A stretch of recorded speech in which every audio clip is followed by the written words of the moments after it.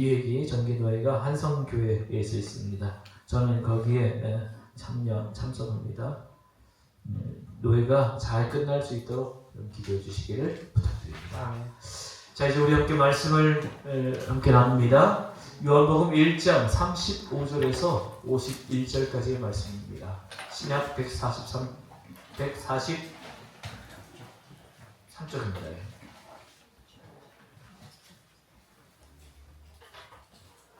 요한복음 1장 35절에서 51절까지의 말씀.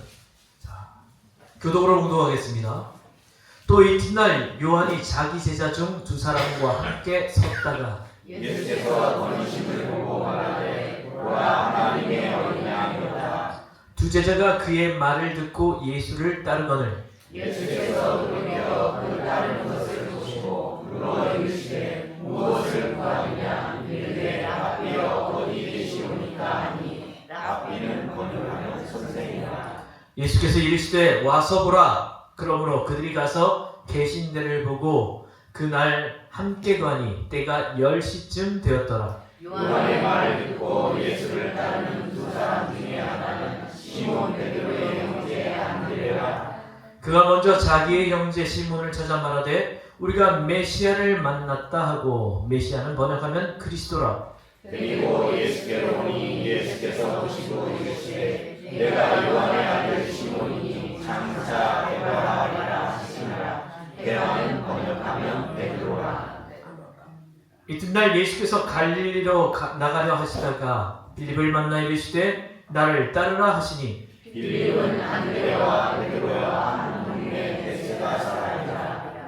빌립이 나다나엘을 찾아 이르되 모세가 율법에 기록하였고 여러 선지자가 기록한 그 일을 우리가 만났으니 요셉의 아들 나사렛 예수니라.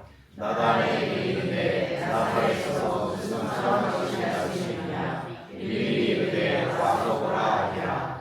예수께서 나다나엘이 자기에게 오는 것을 보시고 그를 가리켜 이르시되 보라, 이는 참으로 이스라엘 사람이라. 그 속에 간사한 것이 없도다. 나다나엘이 이르되 어떻게 나를 아시나이까. 예수께서 대답하여 이르시되 빌립이 너를 부르기 전에 내가 무화과 나무 아래에 있을 때에 보았노라.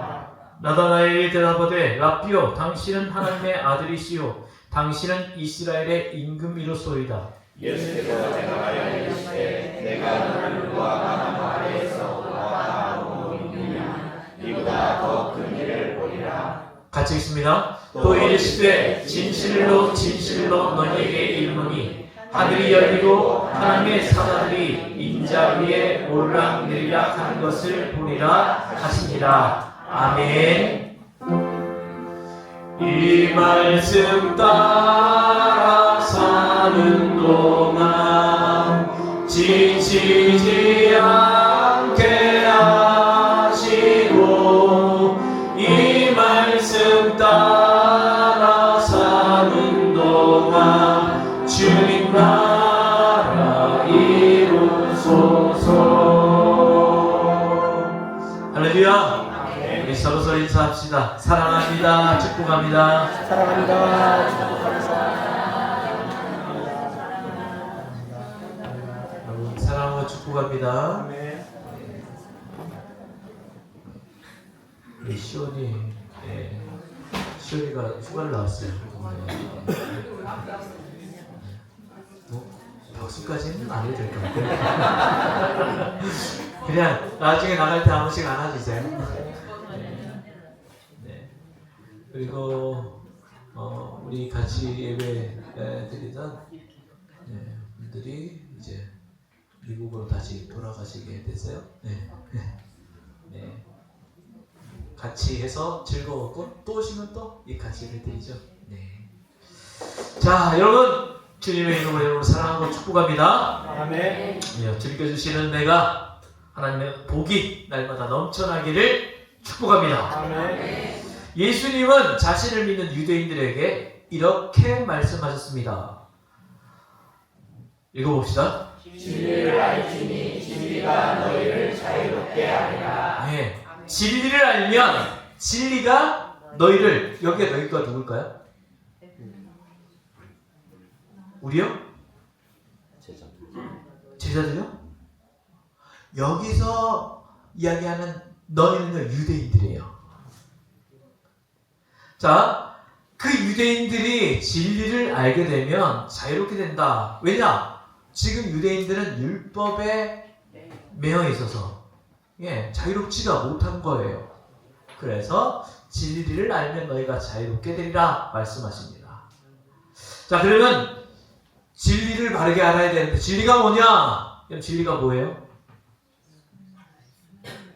시원아, 진리가 뭐야? 눈을 막 제가 이렇게 짓궂어요. 자, 진리 국어사전에 이렇게 되어 있습니다. 참된 도리, 논리의 법칙에 일치하는 지식. 어렵죠? 진리는 뭐냐? 흔들리지 않는 것. 진짜 배기. 진짜 도리. 흔들리지 않는 것. 그런 지식을 이야기를 한다라고 합니다. 그런데 예수님이 말씀하시는 진리는 참된 도리, 논리의 법칙에 일치하는 그런 지식을 얘기하는 게 아니에요. 요한복음에 예수님께서 이것이 진리다라고 말씀하신 것이 두 곳이 있습니다. 먼저 요한복음 14장 6절 말씀. 읽어봅시다. 시작. 예수께서 그에게 말씀하셨다. 나는 길이요 진리요 생명이다. 나를 거치지 않고서는 아무도 아버지께로 갈 사람이 없다. 예수님은 자신을 진리라는 말씀이죠. 또 요한복음 17장 17절 말씀. 진리로 그들을 거룩하게 하여 주십시오.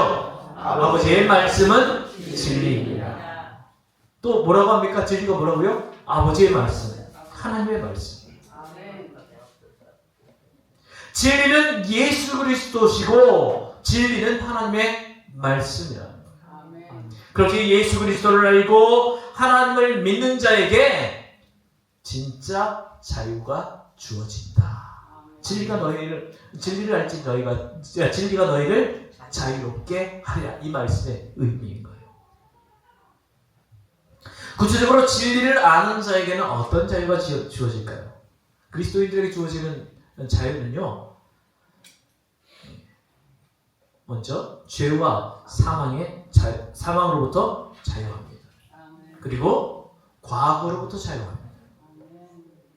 모든 염려와 불안으로부터 자유합니다. 또 모든 고통과 상처로부터 자유합니다. 모든 악습과 저주로부터 자유합니다. 모든 중독과 탐닉으로부터 자유합니다. 그 외에도 자유가 주어지는 부분이 많겠죠. 하지만 진리가 우리를 자유롭게 한다는 사실은요, 일반 학문처럼 정확한 논리적인 증거를 제시하기는 어렵습니다. 일반적인 학문은요, 실험이나 연구를 통해서 제시한 문제를 생각하고 증명해냅니다. 이런 과정을 통해서 실험하고 연구해 보았더니 이런 결과가 나왔다. 이렇게 답을 말합니다. 이렇게 정확한 논리적인 증거를 대는 것 중 하나가 논문이죠. 석사학위 논문, 박사학위 논문, 대학 교수들의 연구 논문. 논문은 누가 봐도 보편적이고 논리적인 타당성이 있어야 됩니다. 지난 2021년에 미국 하버드 대학교에, 하버드 대학교면 대단한 학교잖아요. 거기 교수 중에 렌지어 교수가 있었습니다. 그 교수가 논문을 한 편 냈어요. 자, 어떤 논문이었느냐? 태평양 전쟁 당시의 성개혁. 이 사람이 일본 위안군 피해자를 자발적 매춘부라고 주장합니다. 이 사람은요, 일본 우익단체 경제적인 후원을 받고 일본의 눈으로 태평양 전쟁을 본 거예요. 침략 전쟁을. 그러니까 종군 위안부 성노예가 아니라 몸을 팔아 돈을 벌려고 자발적으로 일본군에게 접촉한 자발적인 매춘부라는 주장을 한 거예요. 하지만 그의 논문이 발표되니까 곳곳에서 이 논문이 잘못됐다고 하는 주장이 곳곳에서 나옵니다. 위안부가 자발적 매춘부가 아니라는 것을 증명할 증인들이 세계 곳곳에, 아시아 곳곳에, 우리나라에도 아직까지 남아있기 때문에 이 램지어 교수의 논문은 말도 되지 않는 거짓인 거죠. 그렇습니다. 학문적으로 옳고 그름의 문제를 밝힐 때에는 정확한 증명이 필요합니다. 하지만 진리의 문제는 다릅니다. 예수님은 예수 그리스도 하나님의 말씀이 진리라고 말씀하셨고, 제가 이미 말씀드렸습니다. 그러니 예수님을 만나거나 말씀을 깊이 체험하는 것에 대해서는 증명해내는 것이 아니라 진실한 보증이 필요합니다. 즉 예수님을 만난 사람, 하나님의 말씀을 깊이 깨달은 사람이 제가 예수님 만나보니까 이렇습니다. 제가 하나님의 말씀을 깊이 깨달아 보니 이렇습니다. 자신의 그 이야기를 증명해내는 거예요. 그리고 그것을 삶으로 나타내는 거죠. 오늘 말씀은요, 예수님을 만나서 회심한 제자들의 이야기입니다. 오늘 말씀을 읽고 묵상해 본 분이라면 이 말씀이 공간복음서와는 좀 다르게 되어 있어요. 공간복음은 마태, 마가, 누가, 그 다음에 요한복음은 다르게 봐요. 자, 이 말씀이 공간복음서와는 조금 다르게 기록되었기 때문에 좀 곤란을 느꼈거나 이게 뭔가 좀 다르다 물음표를 달아본 적이 있을 겁니다. 공간복음서에는 이렇게 되어 있어요. 마태복음 4장 18절에서 22절, 그리고 마가복음 1장 16절에서 20절, 누가복음 5장 1절에서 11절에서는 예수님이 제자를 부르는 사건을 이렇게 기록하고 있습니다. 제일 먼저 기록된 마가복음 1장 16절에서 20절 말씀은 한번 보세요. 예수께서 갈릴리 바닷가를 지나가시다가 시몬과 그의 동생 안드레가 바다에서 그물을 던지고 있는 것을 보셨다. 그들은 어부였다. 예수께서 그들에게 말씀하셨다. 나를 따라오너라. 내가 너희를 사람을 낳는 어부가 되게 하겠다. 그들은 곧 그물을 버리고 예수를 따라갔다. 예수께서 조금 더 가시다가 세베대의 아들 야고보와 그의 동생 요한이 배에서 그물 깃는 것을 보시고 긋고 있는 것을 보시고 곧바로 그들을 부르셨다. 그들은 아버지 세베대를 일꾼들과 함께 배에 남겨두고 곧 예수를 따라갔다. 자, 예수님이 시몬과 안드레, 야고보와 요한을 불렀더니 그들이 배와 그물을 버려두고 예수님을 따라갔다. 그런데 요한복음에는요, 각각 다른 방법으로 제자가 되었다고 그렇게 기록하고 있습니다. 아무 생각 없이 말씀을 대하면 성경이 왜 이렇게 다른 이야기를 갖고 있을까? 모순이 아닌가? 근데 사실 아무 문제가 없어요. 공간복음에서는 예수님의 제자들이 직무로, 제자로 부르심을 받은 일에 초점을 맞추고 있고, 요한복음에서는 제자들이 회심, 그러니까 마음을 바꾸어서 예수님을 따르는 것에 초점을 맞추고 있기 때문에 조금 다른 관점에서 쓰여졌다라고 볼 수 있습니다. 자, 그러면 오늘 이 말씀을 보실 때 제자들이 이제 진리를 만난 다음에 어떻게 그들의 마음이 바뀌었느냐, 이런 관점에서 한번 살펴봅시다. 자, 이 예수님의 제자 5명의 회심 이야기가 나옵니다. 먼저 35절에서 40절에서는 요한과 안드레가 회심한 이야기가 나와요. 이 두 제자는 원래 세례 요한의 제자였어요. 세례 요한이 예수님이 걸어가시는 것을 보고 하나님의 어린 양이 저기 가신다, 이 말씀을 하시자 그들은 주저함없이 예수님을 따라가요. 예수님이 머무신 초소에 함께 머물면서 예수님이 메시아시라는 것을 확신합니다. 또 40절에는 안드레라고 밝혔고 그 한 사람의 이름은 기록하지 않았지만 학자들은 나머지 한 사람은 요한복음의 저자인 요한이라고 이야기를 합니다.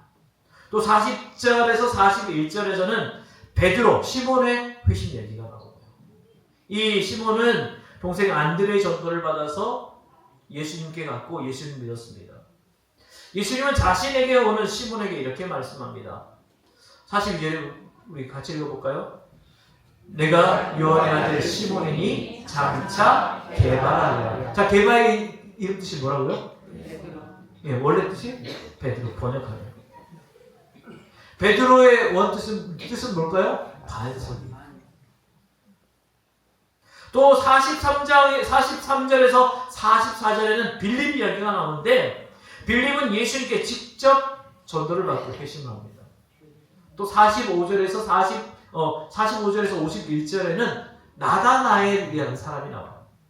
이 나다나엘의 본명은 바돌로메예요. 예, 바돌로메.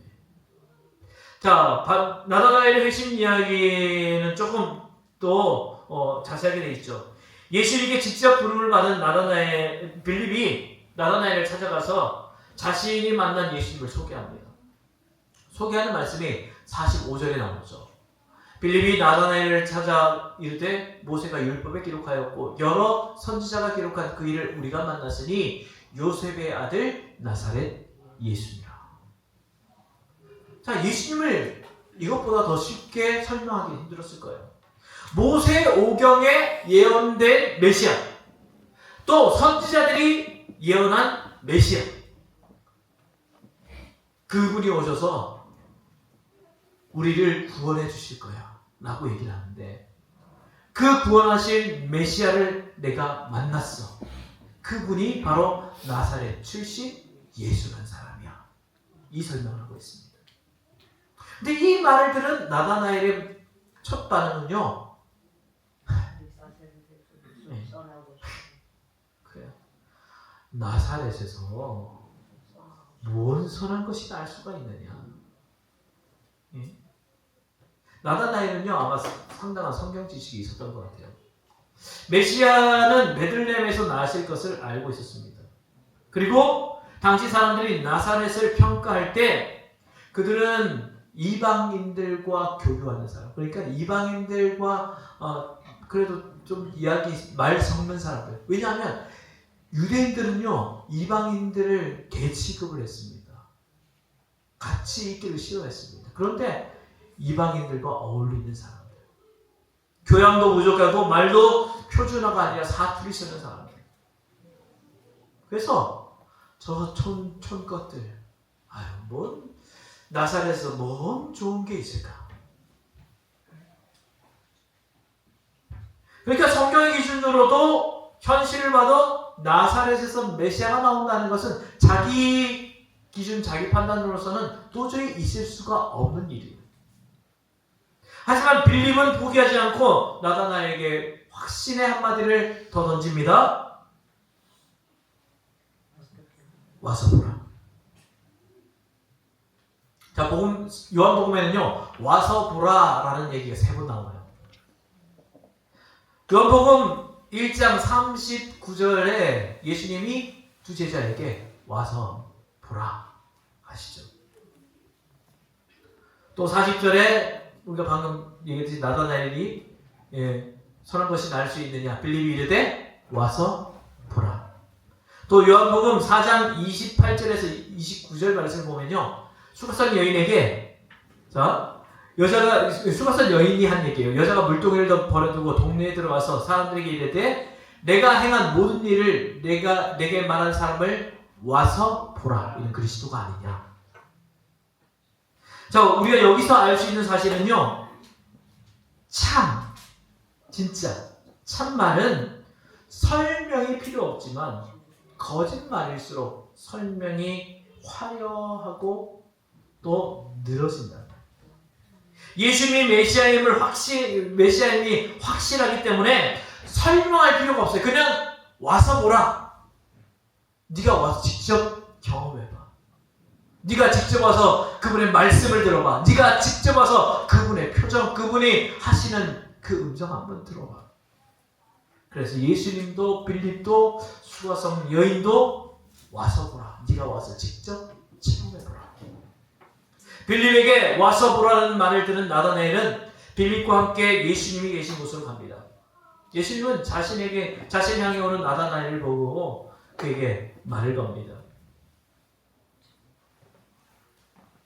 근데 그 말을 걸기도 전에 그가 어떤 사람인지를 그냥 예수님이 그냥 말해버려요.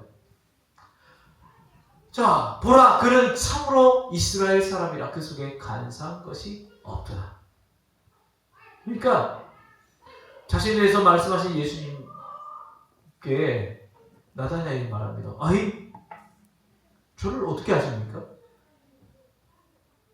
예수님 대답합니다. 빌립이 너를 부르기 전에 네가 무화과 나무 아래에 있을 때 내가 이미 너를 보았다.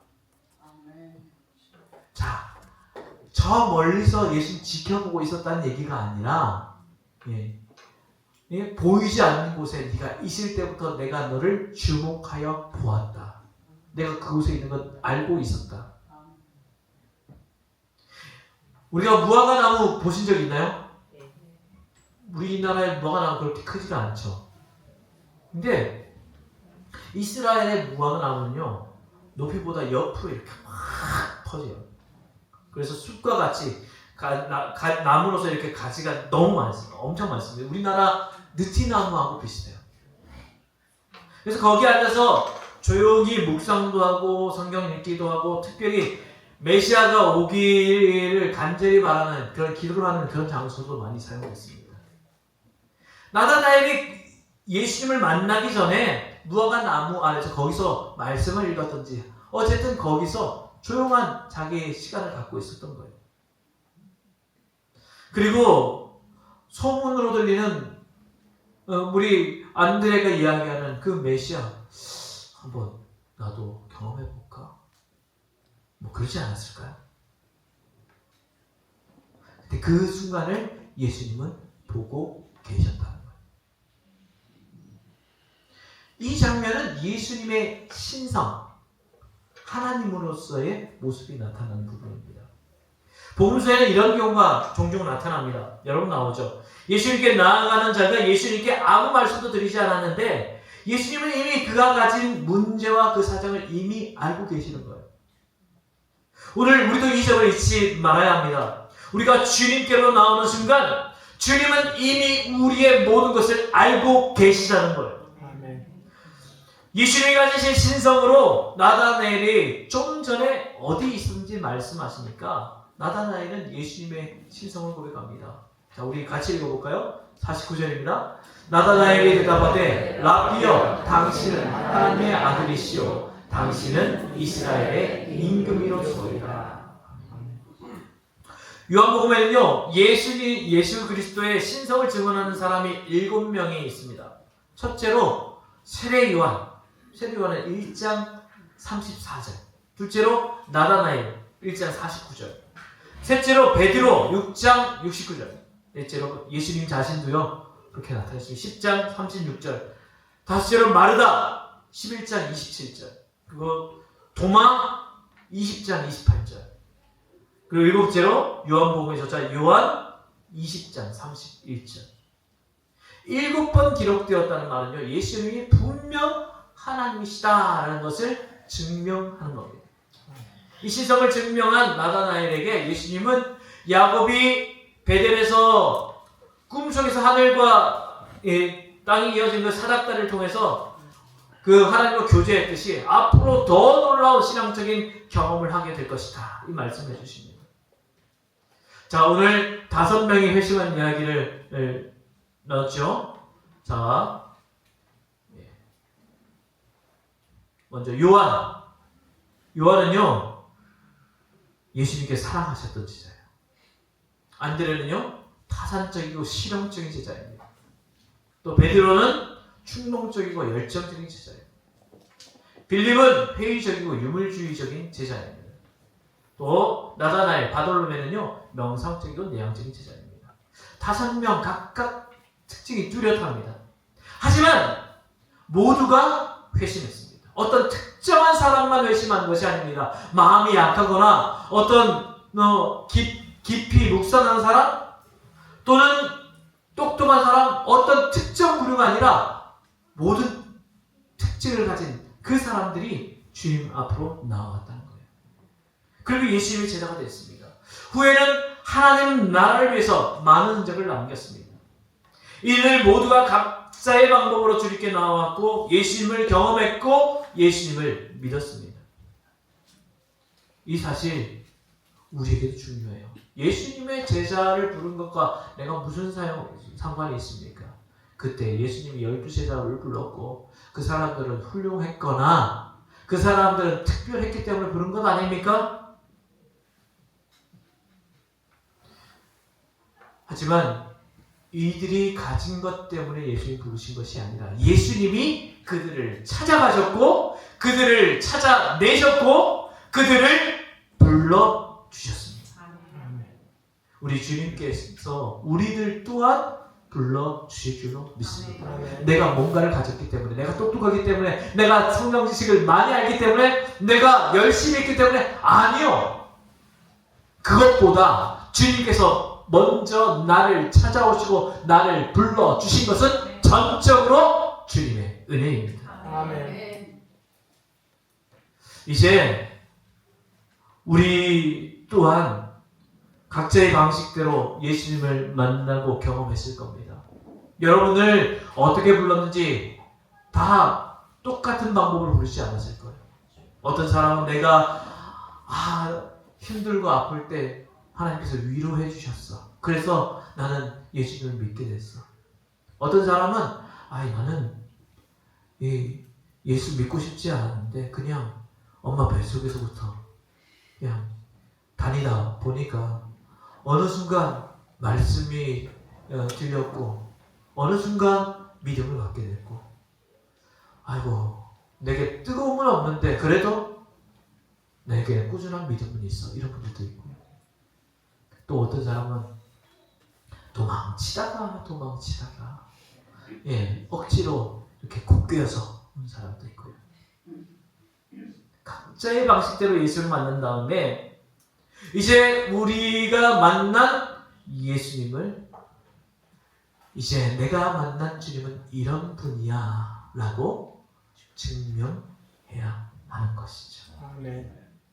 성경에는 하나님을 만난 자들이 자신의 경험을 바탕으로 진실한 보증을 남긴 그런 곳이 있습니다. 대표적인 몇 구절 소개해드리죠.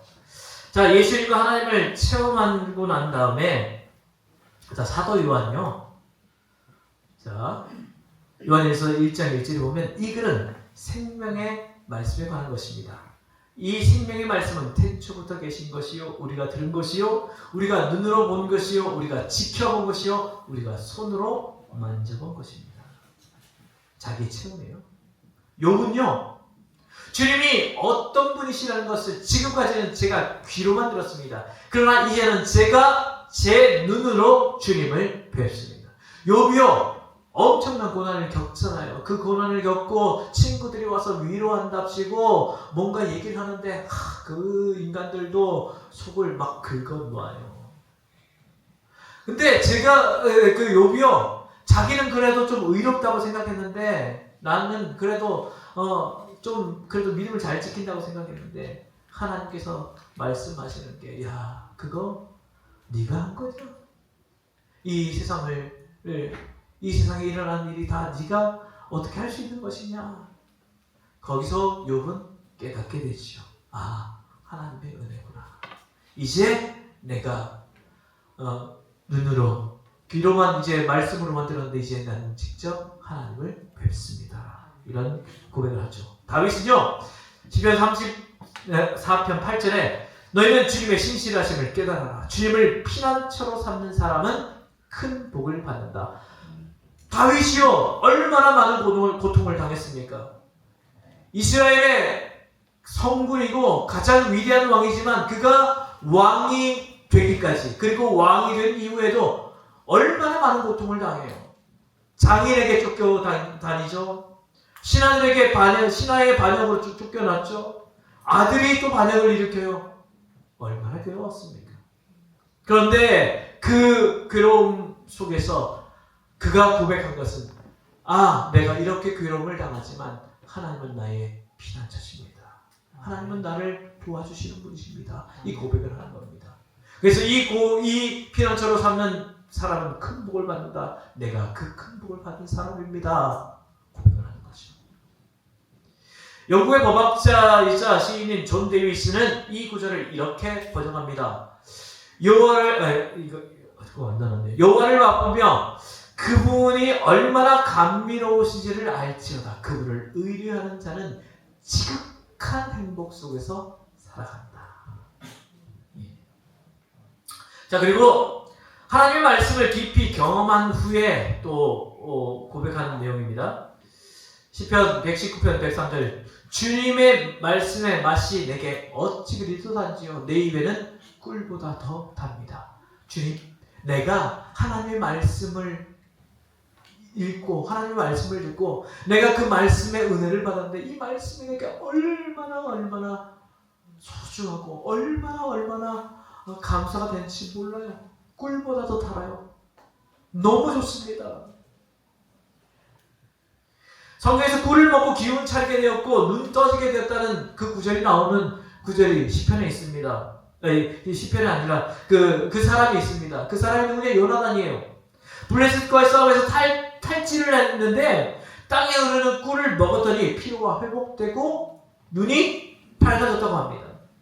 말씀에 꿀을 먹으면 이런 효과가 난다는 거죠. 또 요한계시록 10장 10절에는 나는 그 천사의 손에서 그 작은 두루마리를 받아서 삼켰습니다. 그것이 내 입에는 꿀같이 달았으나 먹고 나니 뱃속은 쓰러졌습니다. 이 말씀은 내가 이 말씀을 먹을 때는 너무 감사하고 너무 달고 좋았는데 뱃속에서는 쓰다 내가 그 말씀에 찔림이 있고 그 말씀 때문에 내가 다시 하나님의 말씀대로 살아야 되겠구나 뉘우침이 있어서 나는 견딜 수가 없습니다. 내 모습을 보니까. 그래서 나는 변화되어야 되겠습니다. 오늘 우리는 진리에 관한 말씀을 함께 나누었습니다.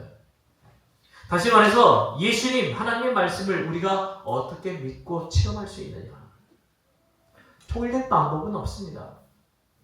진리에 관해서는 와서 보는 것이 중요합니다. 진리에 관해서는 맛보아 아는 것이 중요합니다. 오늘 우리가 사순절 넷째 주일입니다.